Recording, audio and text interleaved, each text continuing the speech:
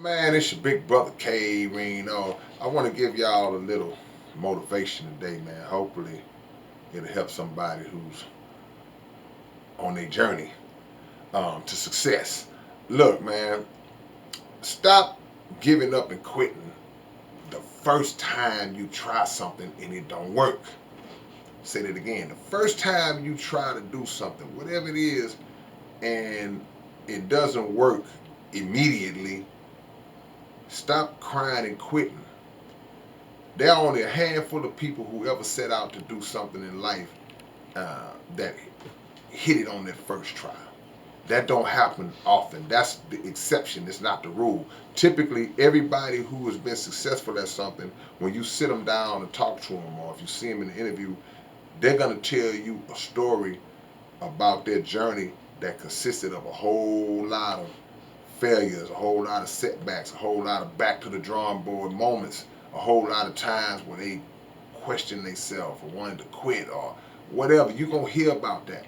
And to be honest with you, you will get more out of hearing those kind of stories than you would get out of hearing just people just telling you that they hit a home run on the first swing, because it's like, okay, that's the end of the story. Ain't nothing left to tell.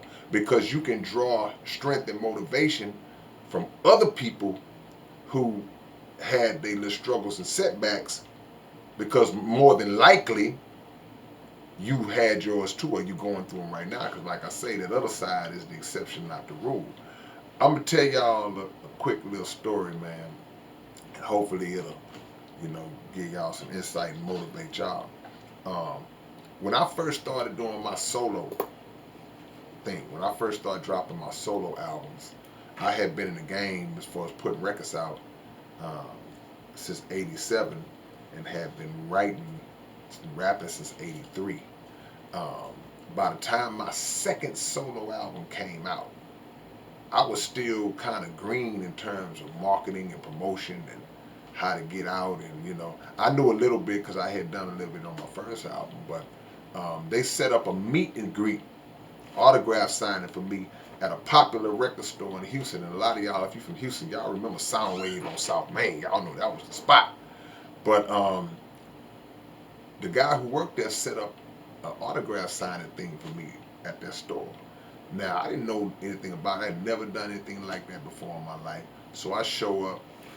They had printouts of like little headshot photographs when I could sign for people and all that. And when I got there, I'm sitting down at this table, and it's the most popular store in the city, so people coming in. It's on a Saturday, but nobody's coming to my table. People going in, getting the music they want to get, and they walking out. So 20 minutes pass, 30, 40 minutes pass. I'm just sitting at the table. Nobody's coming to the table. I'm just sitting there, So after a while, you start to feel it. And the guy that works there, periodically, he would get the customers' attention. Hey, let y'all know, hey, this is K-Rino. He's a local artist. He just dropped a new album, and he's signing autographs. Anybody want to go over there and get a picture signed or take a picture with him, whatever it was at the time. And the people was like,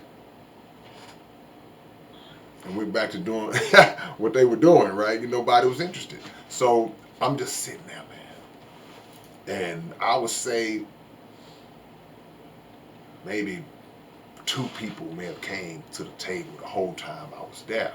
So of course you feeling embarrassed in a way, you feeling like dejected, you questioning yourself like, man, should I even be doing this? I'm not, nobody is even knowing who I am. I've been doing this for a long time already. And, you start to have those doubts.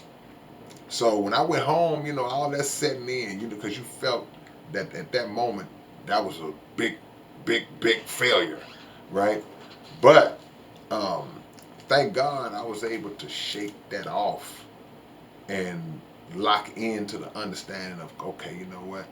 There had to be something that I didn't do right to make the turnout be so non-existent, and something that I didn't give off to even make the people that were in the store, whether they knew me or not, to make them know me.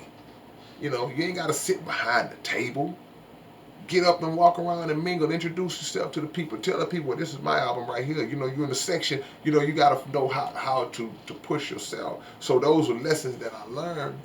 And within that same year, I did a meet and greet at another store. But this time, it was packed. And it wasn't just um, the customers. I don't remember what we did different, but the people that came out, they specifically came out to see me, to get autographs. It was within the same year. It was like 1995, same year. So maybe a few months into '96, but it was within a few months span. So what if I would have quit? What if I would have just decided, man, this ain't for me, man. Yeah, I can't do this. I picked the wrong profession to get in because of that one setback. You know, if we think we can just go through life and not have no bumps in the road, not run into no type of roadblocks, anything, we foolish and we're not gonna ever be successful at anything.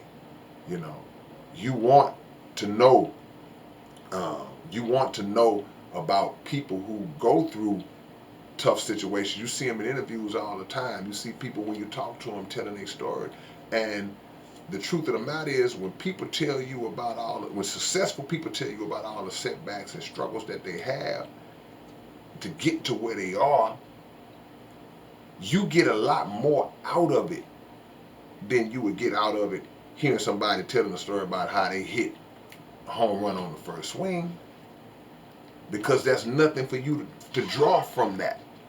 But when you see yourself in the struggles of other people who have already got to where you're trying to get, then there are things that they can tell you. There's the tidbits and tips they can give you that can push you over the top and also motivate and inspire you to not quit. Because they're going to tell you about the times they wanted to quit, but they didn't. So always keep that in mind, y'all, when you're working on your stuff, man.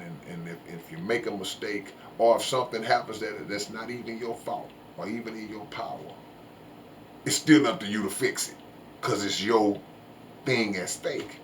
You know, you don't spend a lot of time playing the blame game when it's work to be done, because the work got to get done regardless of whose fault it was.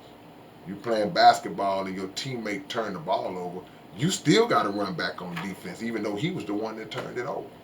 So y'all keep that in mind as you move forward, man. Anything you're trying to get accomplished, um, it's not guaranteed. It's a really small percentage of a chance that you're going to win the first time. It's going to be a process. And your goal is to get to the point where somebody else can be inspired by your story and your struggles that you overcame.